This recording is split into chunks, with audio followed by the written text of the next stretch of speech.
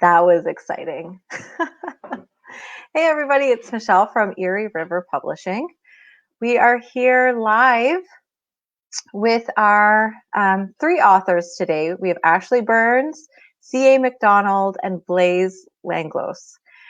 We are today going to be doing a story creation. We're going to do this live for you, so it's going to have lots of engagement if you want to. We're hoping that you will hop onto the comments and give us some suggestions. We'll pick one if we get a few of them. Good morning, Neen. So it's going to be lots of fun. We're going to introduce you guys one at a time, and then we'll get right into it. But first, I want to tell you a little bit what's going on with Eerie River right now. It is Women in Horror Month. Woo! So we are celebrating everything to do with women in horror. And for us, that means writing and authorship.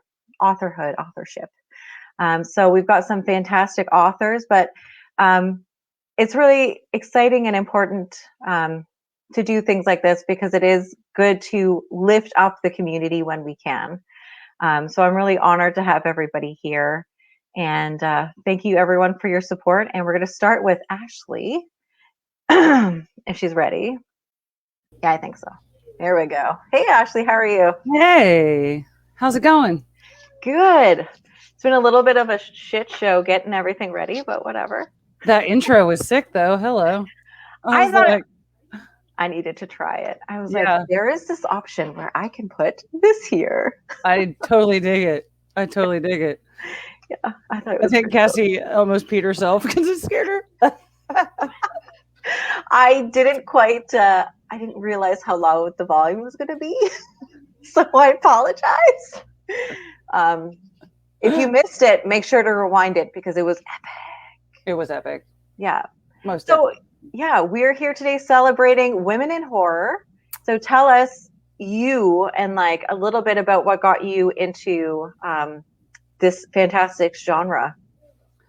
You know, I definitely tried my hand at some other things that I also enjoy reading, but I feel like inevitably it would always veer back to like dark alleys and dark desires and just, all manner of terrifying things. And I just realized, don't fight it, if this is what really flows through you. And I think it's funny. I was just reading, I'll be brief, but I was just reading this intro from a short story collection that was talking about the H word and like when you tell people, oh, what do you write? Oh, I write horror. And they're like, they give you the, oh, horror, like as if it's not a legitimate like genre. And the truth is, people read all sorts of things that technically are horror, but they're reclassified as speculative fiction or something else. Or thrillers. Yeah. Supernatural thrillers. Yeah. And it's like no. If you watch horror, Supernatural, you are watching a horror show. Oh, yeah. I mean, I just think that there's a weird stigma with it that tries to undermine the legitimacy of the writing. And good writing is good writing, regardless of a genre, Absolutely. So I think as a female horror author in particular, in a predominantly male-dominated genre for as far as mainstream popularity goes, that it's really important to have stuff like this that supports women, that puts women back in the circle of things. I think women bring something special to horror that men can try to emulate, but they don't live in our skin. They don't understand the complexities of emotions of motherhood and all sorts of other things that come up for women that we're able to like tie into our writing, So I'm excited to be a part of Eerie River's Female of Horror Month. Yeah, I know, it's exciting. It's gonna be. It's gonna be. So this is awesome.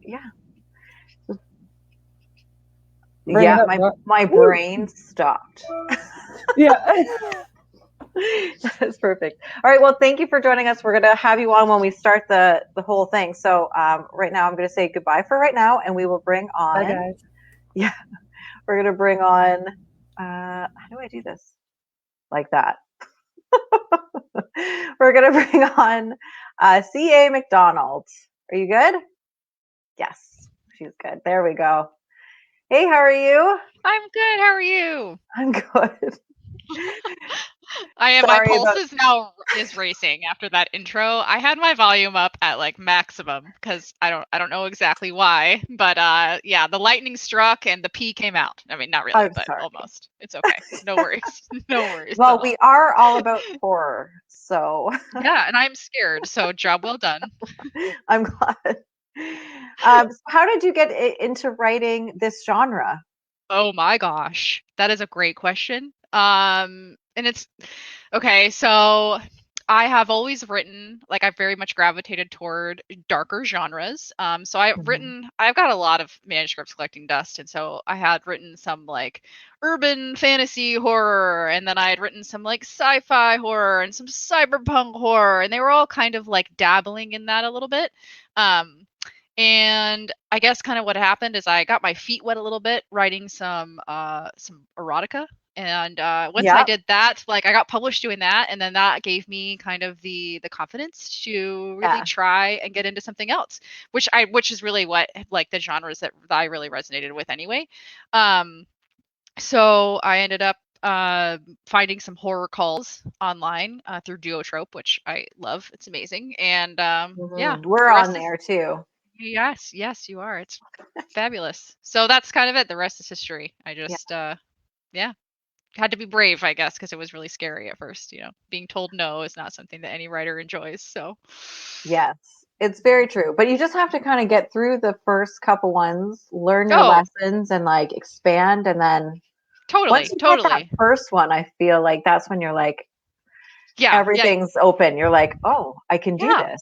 Yes, So, yeah, the first one yeah, definitely, and that for me it was like, oh, is this a fluke? You know, a little bit of that imposter syndrome. So then it was like, okay, well, now I got to try again, and now I got to try again, and now I got to try again yeah, to just prove that I could keep getting into things. And so that's it's kind of exactly. cool as a motivator, but yeah. Yeah, awesome. Okay, well, we are going to say goodbye for right now. And then I'm going to bring us all back and we're going to start. And anybody that's watching, if you want to go in the comments and start with just even a topic, if you want us to put a name in there, or if you want like a top, like I said, if you want a topic or a name or something you want us to mention, um, throw it in there now so that when we're on, we can start like picking little things and trying to add them to the story. Because right now we honestly didn't talk about what we were going to talk about or make a story about. So yeah, it's going to be great. All right, Blaise, are you ready? Yeah, thumbs up. How are you? Good. How are you? Good. This is going to be fun. Now, Yeah. you you're on your son's computer. And No, that was, that I was think someone. that was that was one of the other ladies. I don't know which one. Okay. I was like, somebody said they were borrowing their son's computer, and It's okay. I don't quite know why I said that out loud. it's okay. It's okay. Um so horror. Is this the Mm. only genre you also do? You do Poetry. yeah, you do poetry as well. So Yeah. how did you get into like those two things? Like what brought you to horror to start with? I think I blame Scooby Doo. As a kid, I have really fond memories of sitting. I would turn off the lights every time it came on because I liked the feeling of being scared when the lightning went on and they would Hmm. show the little castle in the background, like for the very first beginnings of Scooby Doo before they changed it with the crappy Scrappy Doo. But anyway, Yeah. and I remember being just scared in my basement and like loving that feeling. And then, just as I got older, I would pick up, I like Nancy Drew. And then I read Bunnicula as a kid with the vampire rabbit, and I was sold. So I Yeah. just always I loved horror. I love spooky things. I love ghost stories. And I always enjoy telling them like to my kids and we go camping. And I've always liked to write. And so I just kind of started writing them down. And my brother's an author. He writes like nonfiction, but he kind of encouraged me just to just put it out there. So I did. And I That's love it and I awesome. enjoy it. Yeah. So some people do kind of look at me funny and say, "You write horror?" Like, well, yeah, like I don't know, why is that weird? But I don't know. people just think it's kind of odd, I guess. But really, like you said, it's everywhere. People just call it something else. And, it's not all blood and guts. I mean, I'm not a splatterpunk kind of person. That's not for me. But I mean, horror is everywhere. Yeah, it really is. And there's such a variety of it. Like there's like you can get the splatterpunk and you can get the extreme, but then you can also get like the gothic horror and things that are like more romantic and drawn out, and it's more just about the for me it's almost like a movement in like in my brain. That's how it and it's all about the mood. Yeah, and like it's all about like that feeling. Something. That kind of thread that goes through whatever you're writing. So it's funny, my mom and I had that conversation today when she just read a few things that I'd have published, and I was surprised she liked it because she's an avid reader, but horror isn't necessarily her thing. And she was really into it, and we talked a lot about different authors that she likes that are kind of on the cusp, or Sherilyn Kenyon, like she kind of likes that kind of stuff, but not like spooky stuff. So anyway, there's so I just a whole gambit of different types of horror out there. So like I love some, but it also makes me cringe when I read them. So it's fun. All right, so let's bring these ladies back. Hi, you're all live, so here we are. All right, so we are going to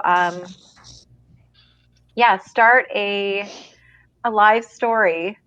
Does anybody have, before I guess we start something just off the cuff, does anybody have like a theme or a topic or a subject that they want to include in the story? I'm looking at you, Neen or Dave, who keeps talking in the comments.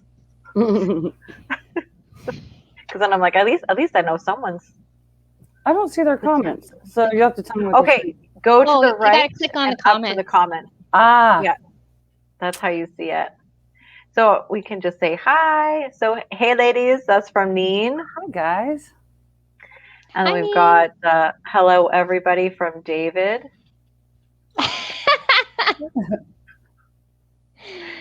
And then we've got Chris, evening, love the thunder and lightning intro.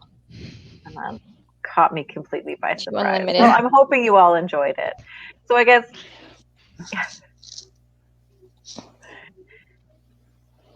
apparently we are supposed to... Two unlimited.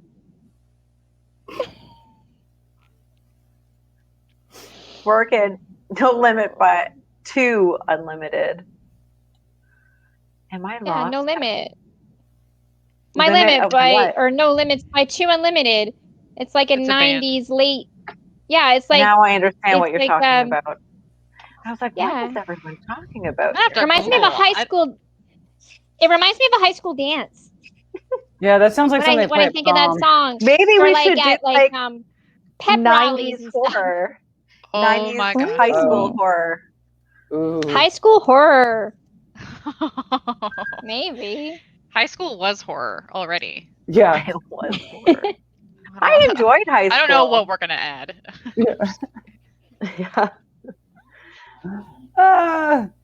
All right. So who wants to...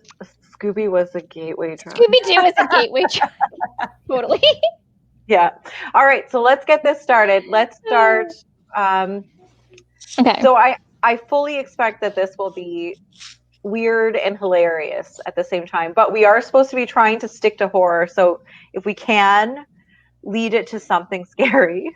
Yeah. Okay. Off the cuff. Anyone want to start? Ooh. Okay. Do we pick high school horror? Is that the topic? Is that what we're doing? Do we want to do high school horror? Oh my gosh. I'm going to say there's going to be no topic. We'll keep going. We'll just start and see where it leads us. Or we could do high school. Someone just say yes or no. Yes. Yes, high school it is. Yeah, just wait. We need a starting line, like a kind of intro line. All right, Ashley, you're going first. Okay. I was dreading the upcoming prom. I knew everybody had a date except for me. Tag. Okay. Yeah, that's a good idea. We can point to who you want to. Assuming we're all in the same place on which Michelle? It's all you, sister. Which one? Okay. Okay. So everyone had a date except for me. I had asked Frank, and he had turned me down. He had said that he was already asked by Julie. So I was feeling kind of down. And my girlfriend and I went down to the local thrift shop to look for a dress. Take it away. Kathy, you can go ahead. It was there in the thrift shop that I found a jacket that looked like it was made of leather, but a strange, musty smell clung to it that reminded me of death.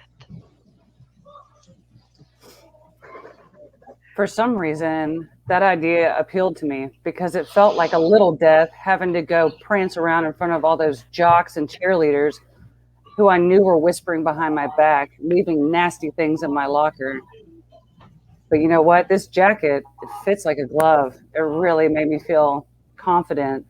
So I walked up to the dresser to try it on. And when I put it on, all of a sudden I couldn't get it back off. Nice. And I started to feel different. Something was new. I felt different. The air was kind of electric. And I knew that I was going to be able to go to that dance and rock it. So my girlfriend and I, and me wearing the jacket, headed off to the prom. I was still buzzing with that strange electric energy, but I also noticed that I was getting kind of hungry. My stomach was growling. My friend kept looking over at me, giving me a strange side eye. I took it off as nerves. You know, I was still a little nervous to have to go in front of all those people who tormented me all year round. But I kept thinking that maybe, just maybe, I might catch Stephanie Hewitt before she went into the dance. But I didn't see Stephanie. I think she was out in the washroom with a bunch of her girlfriends. But I did see Frank. And I was kind of irritated because he wasn't there with anyone after he turned me down. And he actually asked me to dance. When he pulled me closer, he smelled delicious. I leaned in and took a long smell of Frank's sweaty teenage body. It was disgusting, but my stomach growled nonetheless. I couldn't understand what my body was going through. So I walked over to the punch bowl and got a drink to clear my mind. The super sweet liquid went down my throat and it made me want to gag. What the hell they put in this stuff?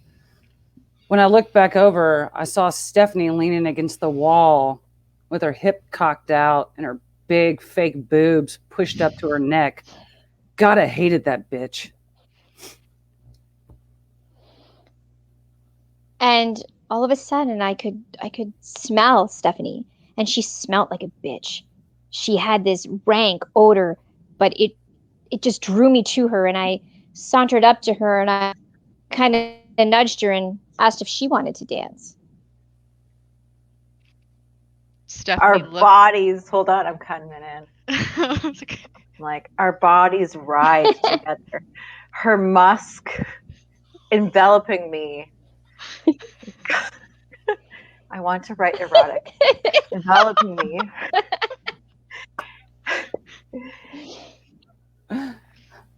Crazying up my senses. I leaned in towards her neck, smelling her, grazing my teeth against her, and I felt it, a throb beneath my teeth. Go. Oh my God. My loins throbbed with need in time with the pulsing hunger of my stomach. I inched closer. I could smell her sweat, salty and terrified, as it trickled down her too tight bodice.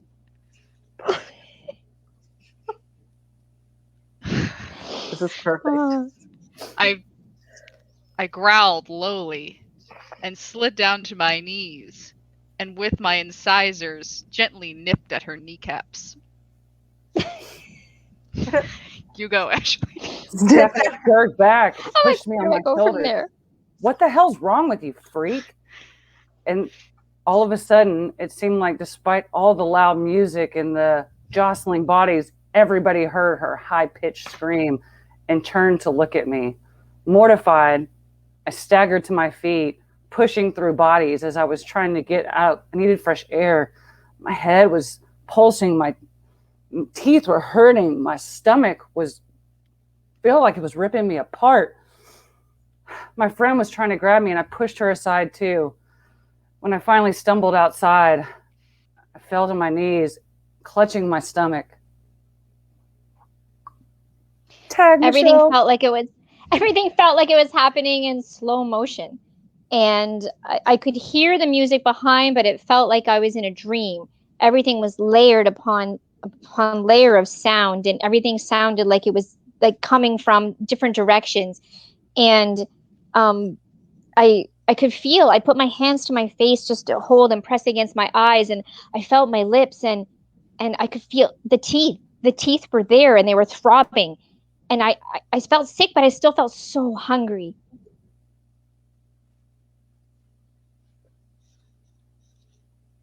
Who wants to take it away? Oh, sorry.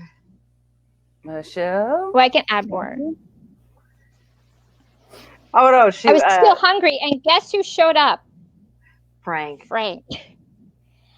There's Frank. Having a gripped smoke. My He was having a smoke. Okay, yeah. There you go. Frank's out there having a smoke, and I asked him if I could bum a cigarette. Man, I could really use a cigarette right now, I said as I walked up to him, his scent overpowering me. He moved us into a dark corner of the exterior of the building, hidden between the bushes.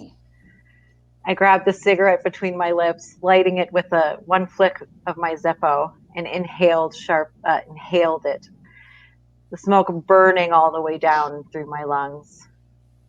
I looked at Frank, his eyes bearing into mine, and I said, "Go." Yeah, sorry. Yeah. Do you ever wonder what you taste like? Oh. Frank looked at me like he had never seen me before, even though he had tortured me many times throughout the past years. I flicked the ashes from the tip of my cigarette, and then he took it from me, our fingers brushing. "Do you want to tell me what I taste like?" he said. For some reason, the closer I got to him, the more my teeth felt like they were stabbing into my gums. My heart rate was going so fast, it felt like it was about to break through my rib cage. Slowly, I moved my face closer to his, and he slowly closed the gap to mine. When our lips grazed, I bit down on his bottom lip, drawing blood. Surprised and startled, he pushed me back. "What the hell is wrong with you?" I licked the blood off my lip, slowly savoring the taste. I could see him backing up, a feral look in his eyes, as I slowly started walking towards him with intent.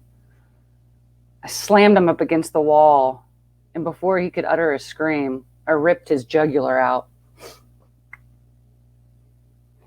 While 2 Unlimited played in the background. He's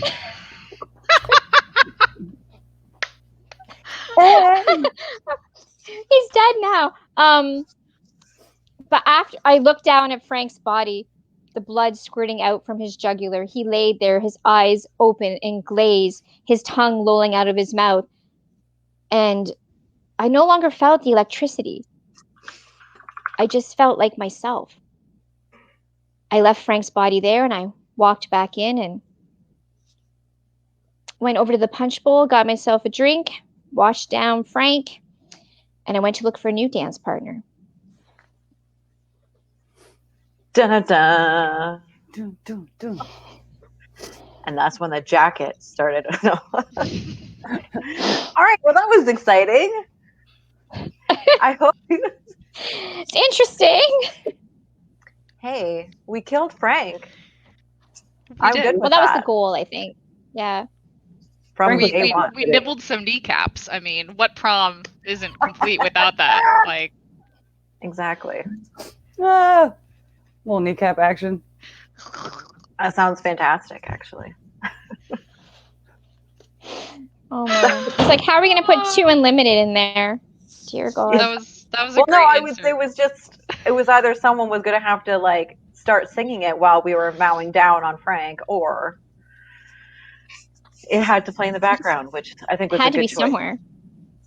Yeah. I could totally picture her doing a little dance outside in the alley, you know, just kind of like jumping on his chest, Mhm, like mhm. just rocking out, letting loose. See, just I thought dancing in his I blood. figured the jacket was going to like somehow absorb him somehow Mhm. into itself as well. Ooh. Oh, see, I thought somebody would she would take off the jacket. Finally, after she killed him, she'd be able to take off the jacket, and then she would lay it somewhere, and someone else would pick it up and be like, "Oh, this is Ah. nice," and put it on, and then Very interesting. someone else would be looking for dinner Be looking for dinner. because the Yum, jacket's yum, yum. hungry. Yeah. I kind of pictured the jacket almost like absorbing into her skin. You Yeah, know, like becoming the her? more- Yeah, kind of like it becomes part of her. Yeah, it's And, so. like- Oh no, go ahead. No, you do it. No, you do it. No, I was I was going to say it's so interesting how even having the same prompt, all of us had different ideas of where it was going to go. Like obviously, I went a little dirty because if generally Like how I everybody. write, but like for me, like I enjoy writing like that, and I enjoy reading like that. So for me, that's where I went.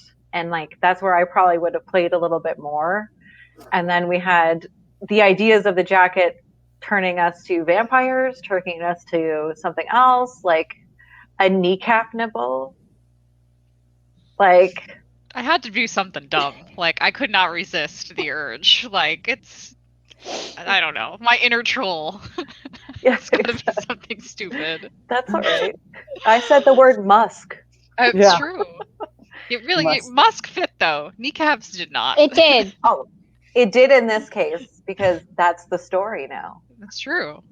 But it's interesting how everyone, like, no matter what, you're given one prompt or one idea, and it just Mhm.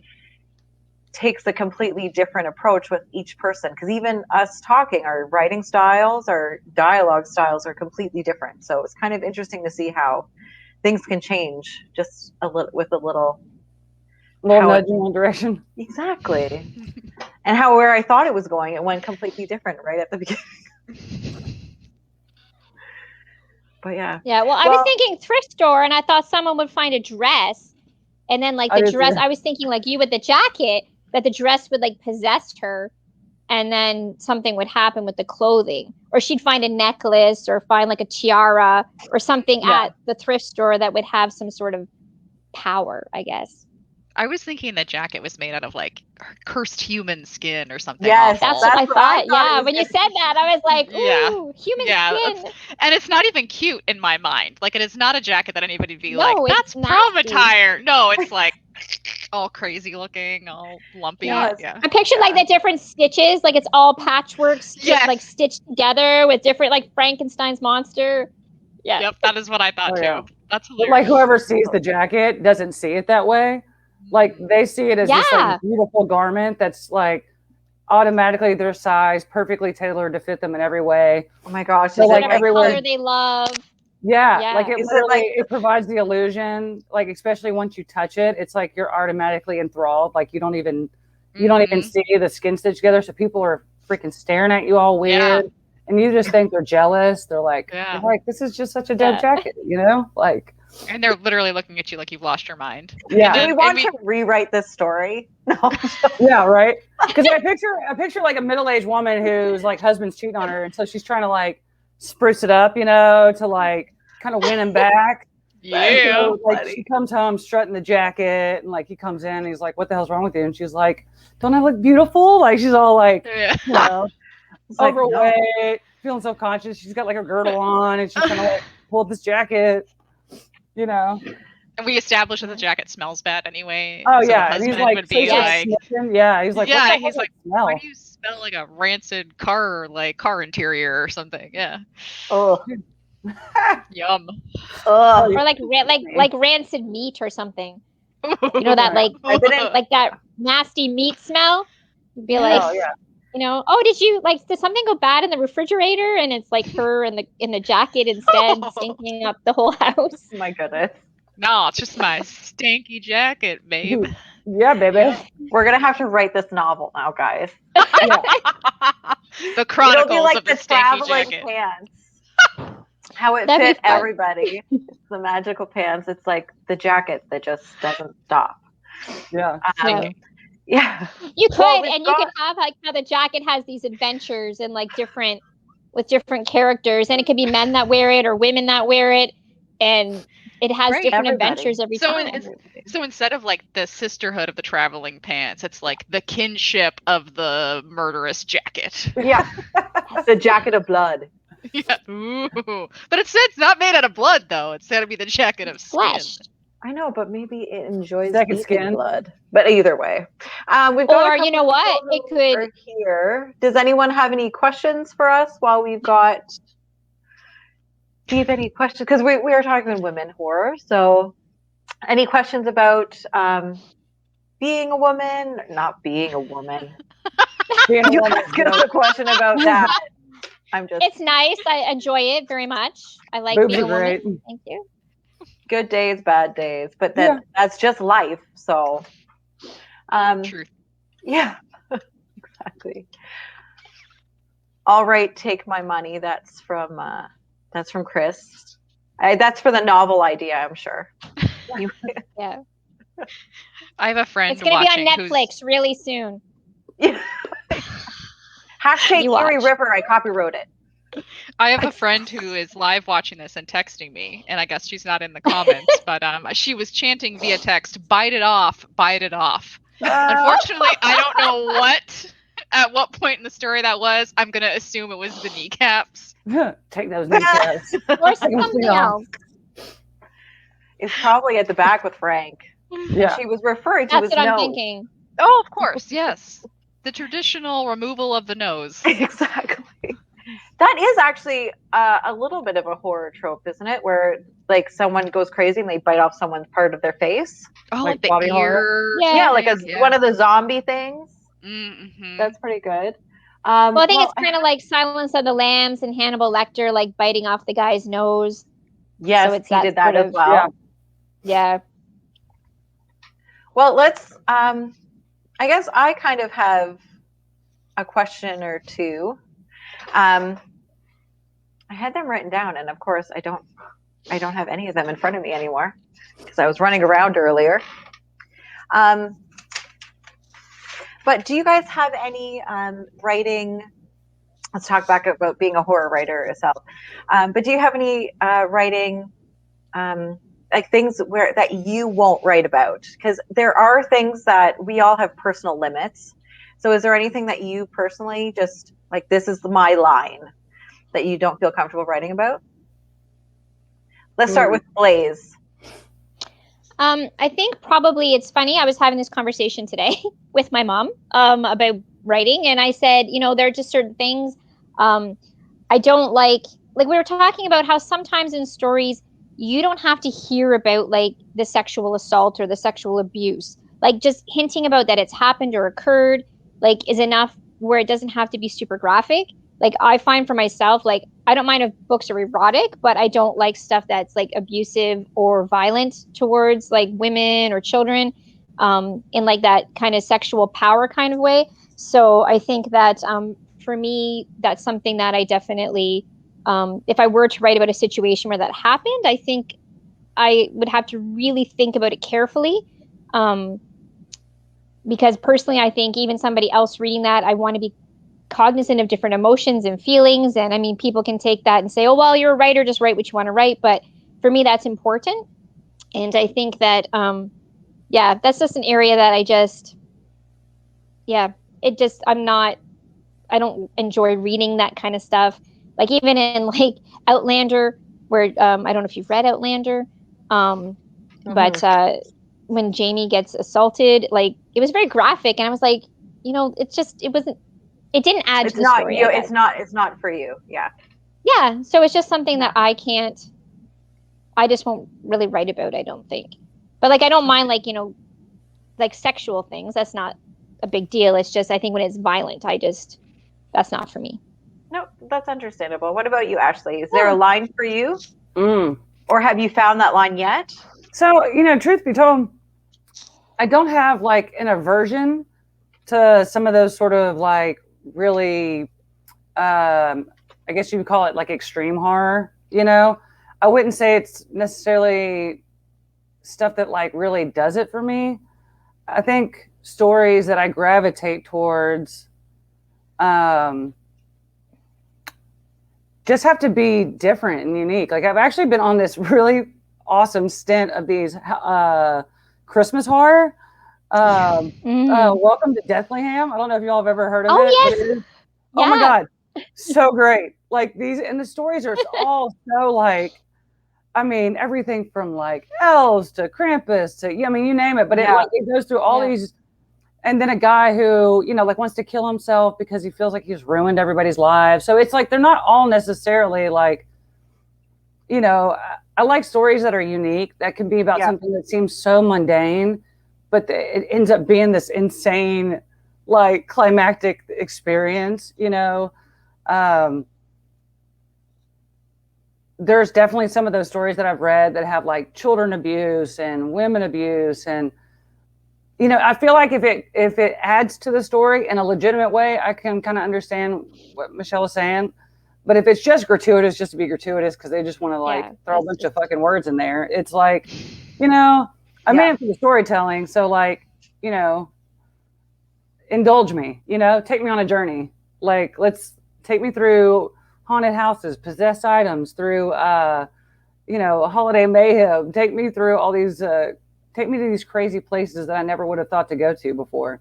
Yeah. I agree. And that's where I feel like I draw inspiration, is when people are like, an art critic who ends up finding a hidden image in a piece of art, you know what I mean? And it just kind of goes from there. So I don't typically write about stuff with like children or women kind of getting like, like raped or tortured.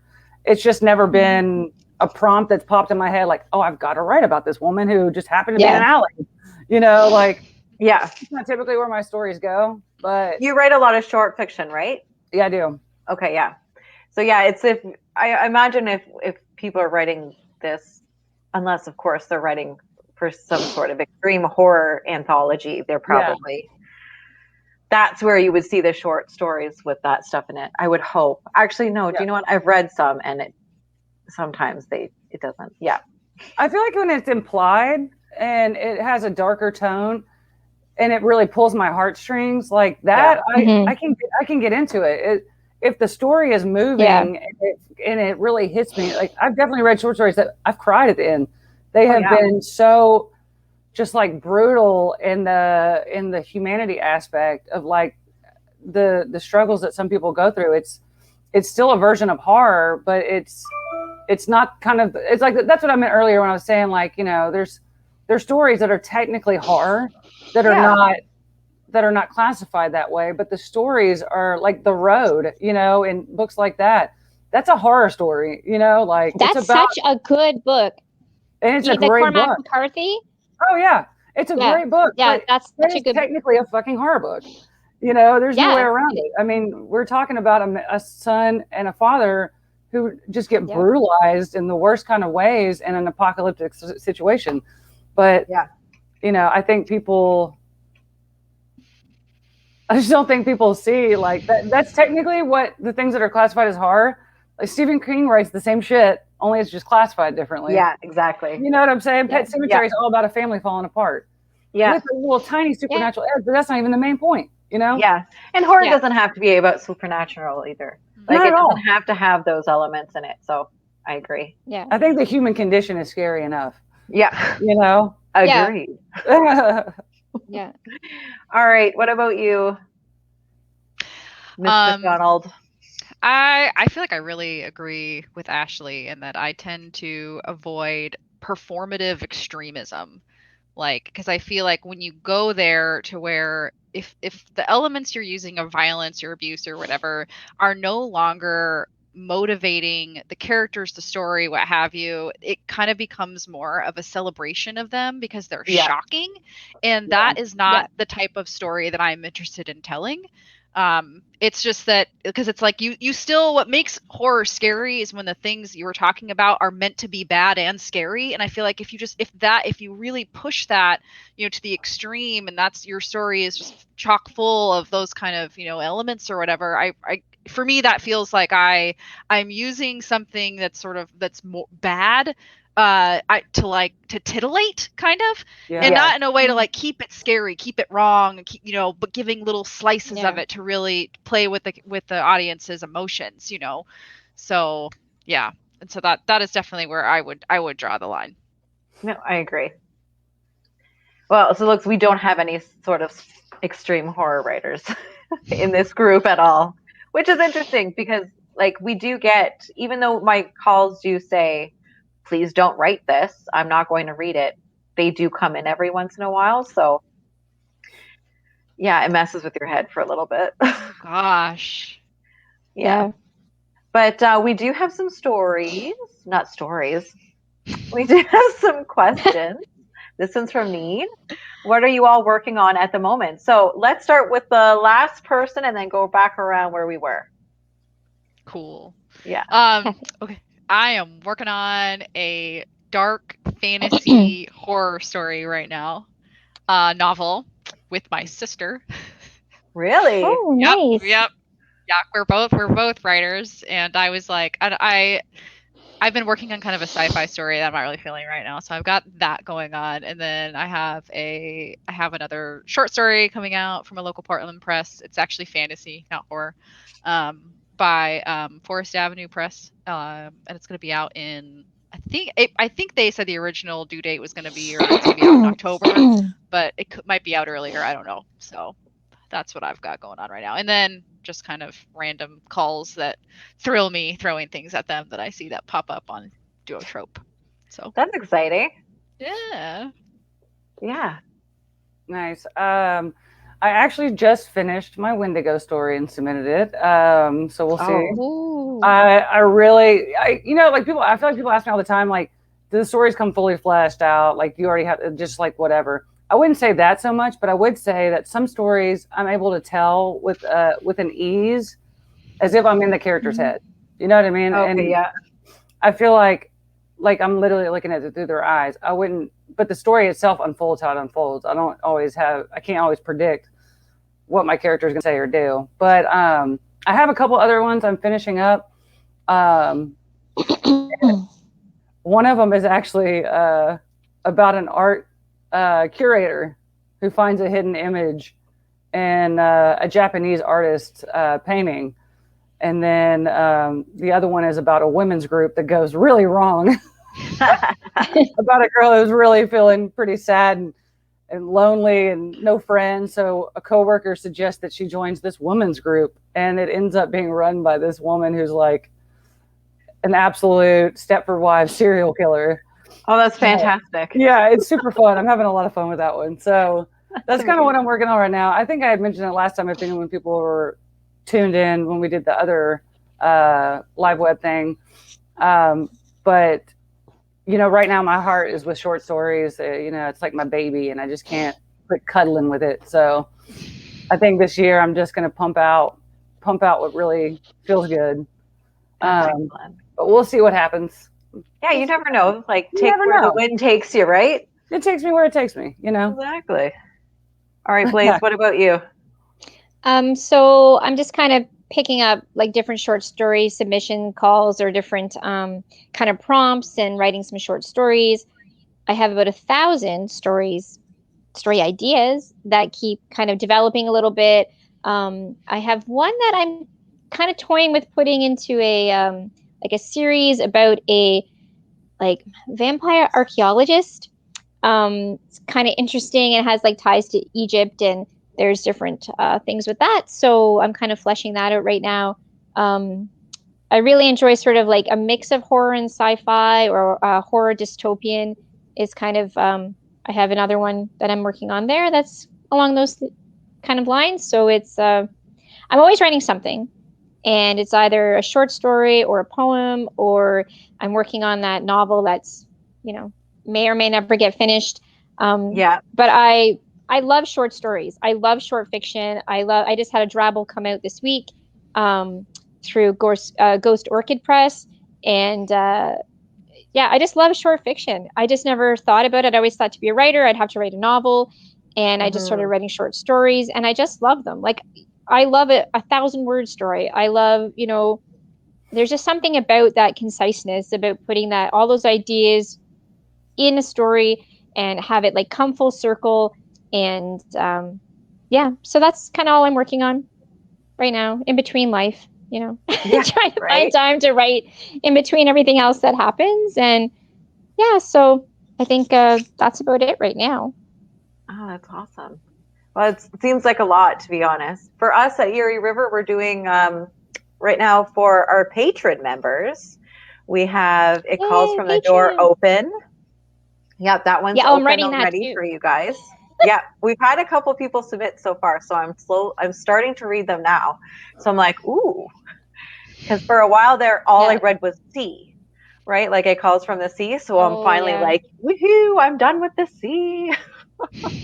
Yeah, because there's only so much water horror that you can get into. And then we're also running our Indiegogo campaign this month, and this is going to go until the mid March.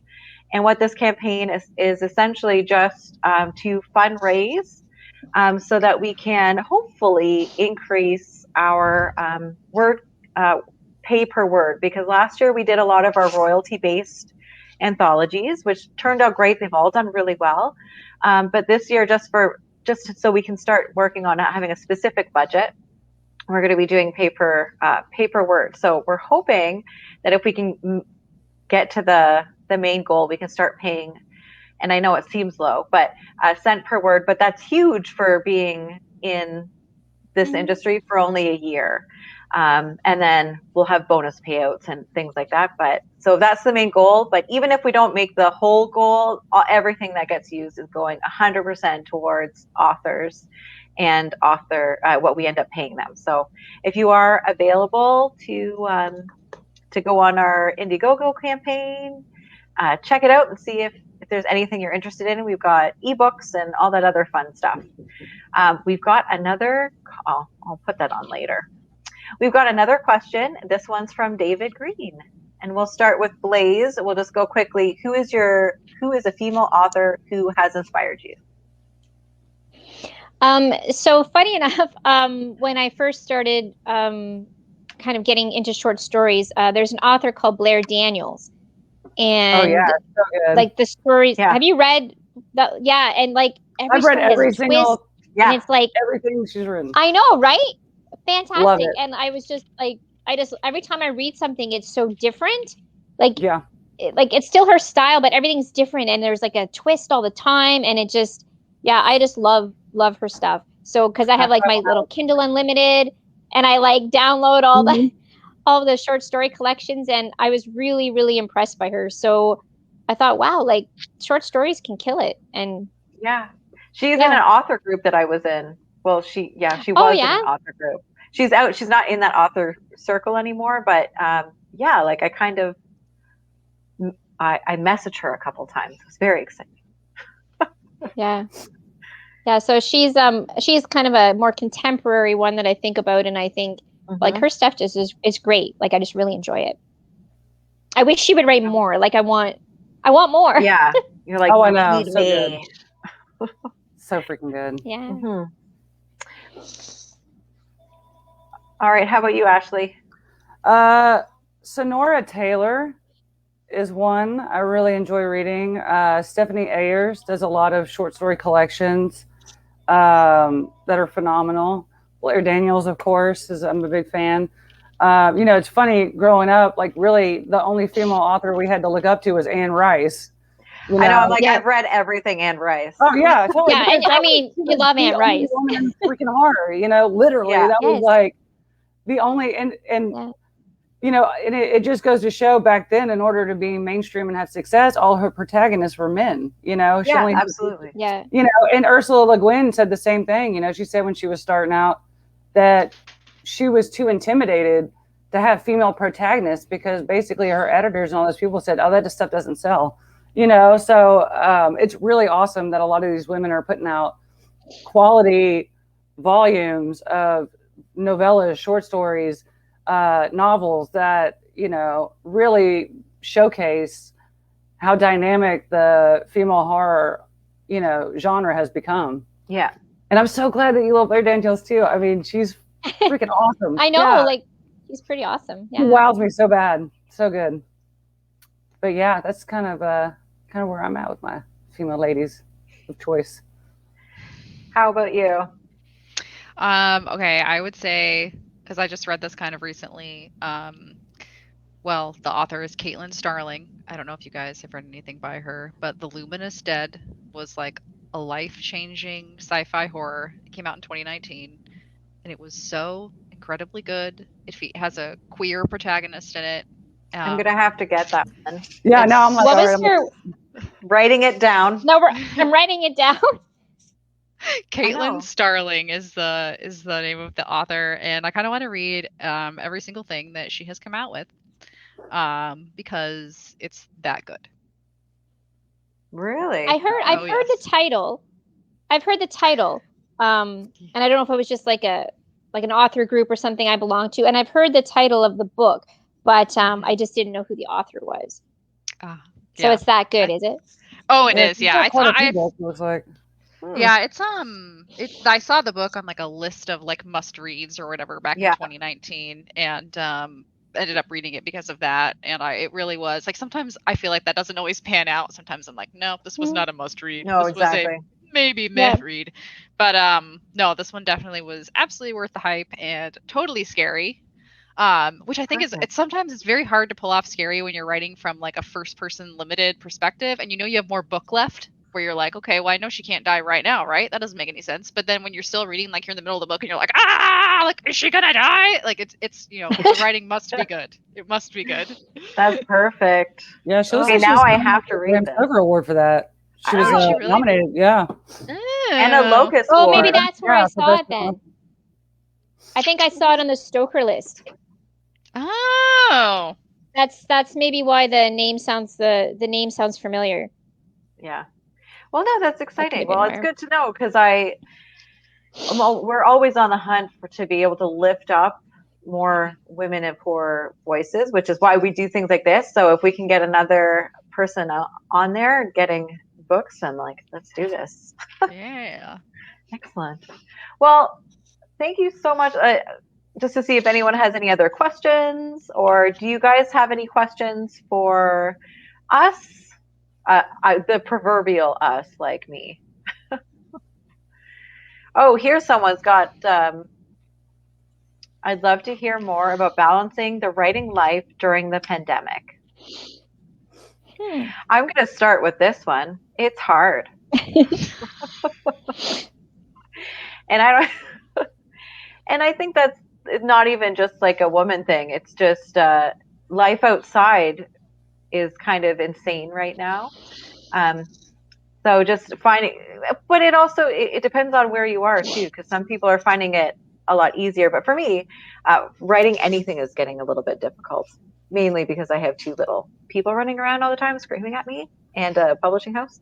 But finding time to get things accomplished seems to be a little bit harder in pandemic world, just because everything's taking a little bit longer for my brain to process. Does that make sense? Yeah. Totally. It really does. Yeah. All right. You go. Okay. I was just gonna say, like, I think step one is lower your expectations. Just start with that, because like it's really, really tough right now. I feel like for me personally, I have a normal day job, and then I write on top of that, and I'm also a mom, and then I'm a runner, and I'm training for things at the same time. So I have to be very diligent about setting a certain schedule for myself. And so, like, at least I know what works for me is that at night, I try to every night from the hours of like 9 to 11 or whatever. That's my writing time. And sometimes that like is also like, revising drafts, sending out things to publishers, whatever, and kind of just committing to that.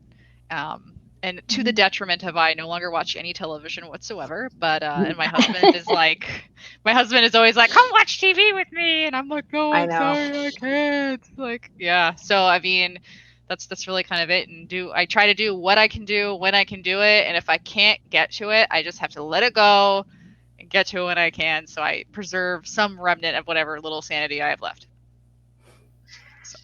You just gotta try to keep like your sanity at this stage, right? Like, I don't know where you guys are in lockdown, but we're in lockdown like 17.0 at this point. Oh yeah. Nashville's actually opened up a considerable amount. Davidson County, where I live, is still under like the phase system.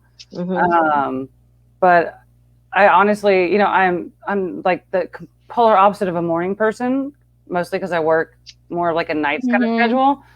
But for me, waking up and just getting my writing done in the morning, and like I usually set yoga for noon because I know if I don't, I'll end up writing for hours and have like the worst ass cramp ever, from like, because I don't want to let it go because I'm so. Get yourself a pillow. I know I think I do it on purpose. So like I won't spend my entire day and lose focus of other things too. But yeah, for me, it's a morning thing. And then on my days off, I usually try to cut anywhere from just 2 to 4 hours if I can knock it out, if I'm feeling it. But it's like you said, Cassie, it's like, you can do what you can do when you can do it.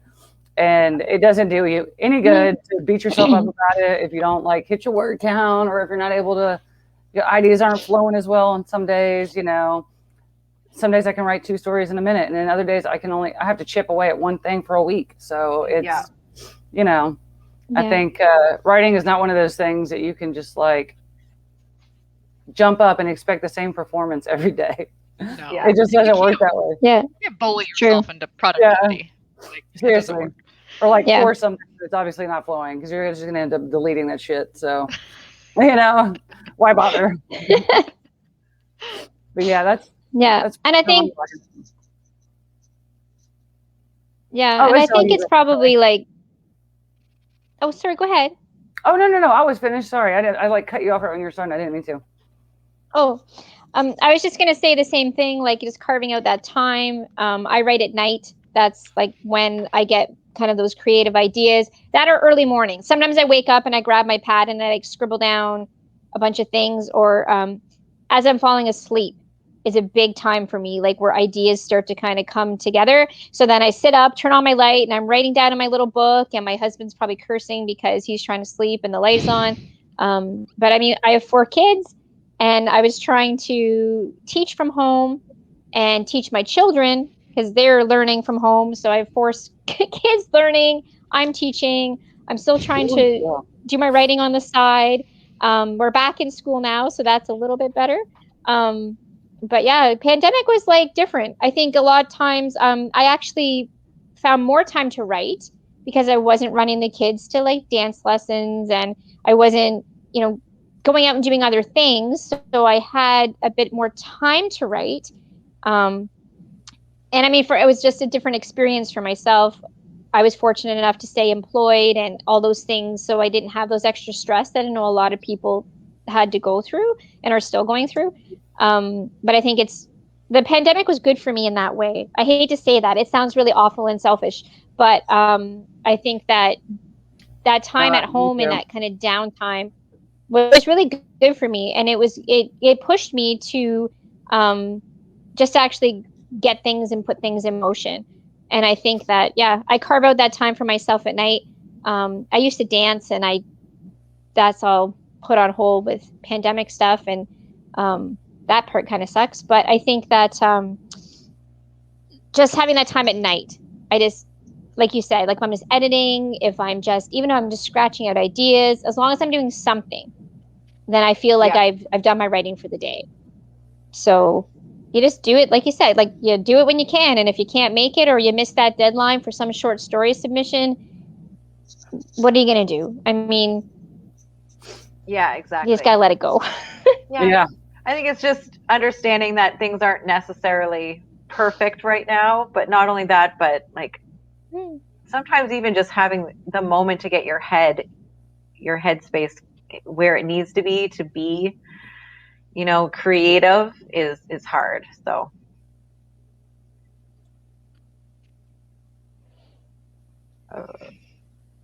sorry. I'm trying to read it. For some reason, it won't. Oh, there it is. It wouldn't let me see with the screen. It's nice to hear about the practical realities behind the craft. I'm trying to balance listening with Hot Wheels time with my little human. Yeah, I understand that.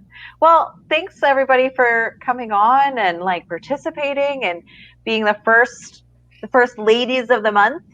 So that was been wonderful. It's been good to like celebrate women in horror, and I'm really excited to have you with us and a part of the Eerie family. So and you guys can't really see it, but I'm wearing my awesome shirt. So Yay! Woo! I've got some killer merch. People who have been commenting, all kinds of fun, awesome, kick-ass stuff. I know. I'm hoping I've got a mug coming, the Eerie River horror mug, Eerie River author mug, and on our Etsy account, on one side of the Eerie, it has the actual logo, or you can get one that has just a skull on it, and on the other side, it has like a little William Shakespeare quote, which is kind of fun. So I'm hoping that will be here for next one, so I can be like, here's my mug. Yay! Yeah, it's awesome. But yeah, we have a Redbubble. We have an Etsy if you want to buy any merch. Again, all the proceeds that we get from anything on the site go directly towards making all of this stuff happen. So paying for covers, editing, you guys, all that other fun stuff. So it's really awesome. So again, thanks for coming. I'm going to be warned. I'm turning that thingy back on. So Dun, dun, dun.